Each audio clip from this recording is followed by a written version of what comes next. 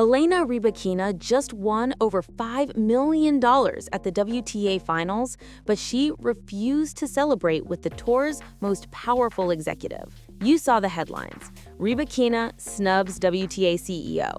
You probably saw the clip from the Riyadh trophy ceremony on November 8, 2025, where she walked away from the championship photo. And you definitely saw the criticism, like from tennis legend Pam Shriver, who posted just hours later. Imagine winning more prize money in one tournament than the entire original 9 over their collective careers, then dissing WTA CEO? It's hard to imagine.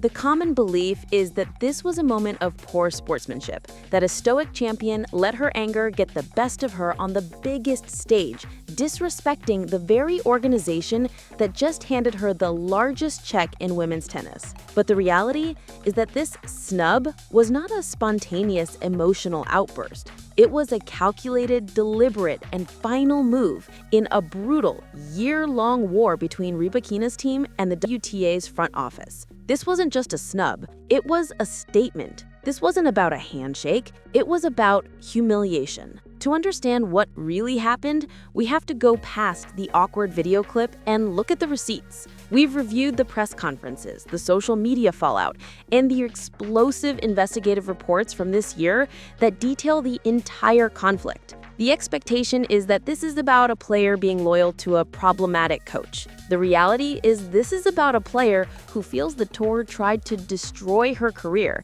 and this was her first and only chance to get public revenge. So we're going to answer the 3 questions you're probably asking. 1. What exactly happened on that stage in Riyadh? 2. Why did the WTA try to ban her coach in the first place? And 3, how did Rybakina's cold-blooded response in the press conference prove this feud is far from over? Let's start with the snub itself, because the videos you saw online don't even show the half of it. This was worse than you think.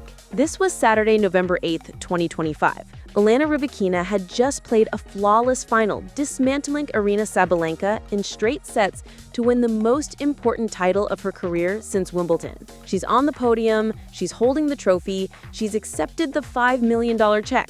She poses for a photo with the runner-up Sabalenka. Everything is normal. Then, as is protocol, WTA CEO Portia Archer steps onto the platform to join them for the official champion's photograph. The second Archer moves toward her, Rybakina, without making eye contact, simply turns and walks away to the other side of the stage. You can see the confusion. Sabalenka and Archer are left standing there, looking at each other. According to reports from Open Court on November 8, 2025, a WTA Tour official, Pete Holterman, actually motioned for Rybakina to come back. She didn't just ignore him, she was seen on camera waving off his instructions. She refused. This forced Portia Archer, the CEO of the entire women's tennis tour, to awkwardly bow out from the photo and step off the podium while Rybakina returned to take more photos alone. This was not a subtle move. It was a public and intentional humiliation of her boss on her boss's biggest stage in front of the entire world. It was a power play. And to understand why she did it, we have to go back to February 2025. Because the man standing in her player box, cheering her on, was the one person the WTA and Portia Archer had spent all year trying to ban from the sport for life. This brings us to the most shocking part of the story. Why did the WTA suspend Rybakina's coach Stefano Vukov? If you ask most fans, they'll say, oh, he was too loud, or he was too aggressive. People point to the 2023 Australian Open, where his intense yelling from the box was criticized by broadcasters. But Rybakina defended him publicly, and the story died. What you don't know is what happened next. According to an explosive investigative report from The Athletic, published in February 2025, the WTA had launched a full investigation into Vukov's behavior based on complaints from other people, not Rybakina.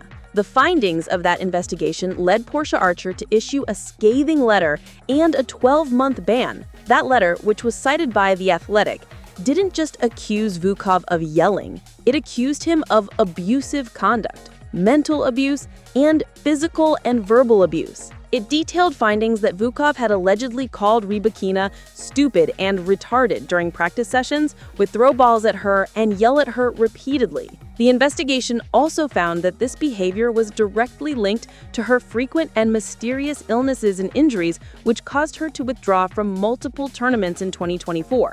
The letter from CEO Archer reportedly stated that Vukov's mental abuse would manifest in the player as a physical illness. It even alleged that Vukov had harassed her in New York, violating a no-contact directive. This is the reality. The WTA wasn't just punishing a coach for being loud. The CEO, Portia Archer, was acting on an internal investigation that concluded Rybakina was in a toxic relationship and was a victim of abuse. The WTA, in its own view, was trying to save one of its biggest stars. But Elena Rybakina did not want to be saved. She immediately went on the offensive, publicly stating that her coach had never mistreated her, and her team, funded by her millions in prize money, didn't just complain. They appealed. They took the WTA to an independent tribunal. And in August 2025, in a stunning reversal, Stefano Vukov won his appeal. The ban was overturned. By the time the US Open rolled around, he was right back in her box. And Rybakina didn't just get her coach back. She went on one of the best winning streaks of her career, culminating in this WTA Finals victory. So put yourself in Rybakina's shoes for a second. In her mind, the WTA, led by Portia Archer, spent a year and thousands of dollars trying to tear her team apart. They publicly branded her coach as an abuser. They, in her view, caused her the stress that led to her poor 2024 season. And in the end, she proved them wrong in a court of law. She won. He won. So when she got on that podium in Riyadh, she wasn't looking at the woman who was trying to protect her. She was looking at the woman who, in her eyes, tried to destroy her career. And she refused to share a photo with her. This brings us to the reaction. As soon as the snub happened, the tennis world split in two, and no voice was louder than Pam Shriver. Shriver, a tennis legend and one of the founders of the modern WTA, took to X, formerly known as Twitter, on November 9, 2025, and delivered a blistering takedown. She wrote, "Imagine winning more prize money in one tournament than the entire original 9 over their collective careers, then dissing WTA CEO because the CEO has tried to ensure stronger safeguards in your sport? It's hard to imagine." This tweet is so important. Shriver is one of the original 9, the women who risked their careers to create the women's tour. She is invoking their legacy to say that Rybakina is an ungrateful hypocrite. She is accusing Rybakina of spitting in the face of the very organization that protects players, all while accepting its biggest ever paycheck. Shriver had also been critical of Vukov in the past, and her post on November 9th was a clear message. Team WTA believes Rybakina is a victim, and her loyalty to Vukov is a mistake. This set the stage for the press conference. The snub was awkward. Shriver's comment was a bombshell.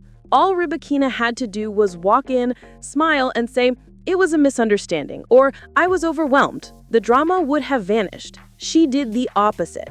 When she was asked directly about the snub, her answer was ice cold. According to multiple media outlets in Riyadh, she first declined to answer, saying she preferred to keep the reason between her and the WTA chief.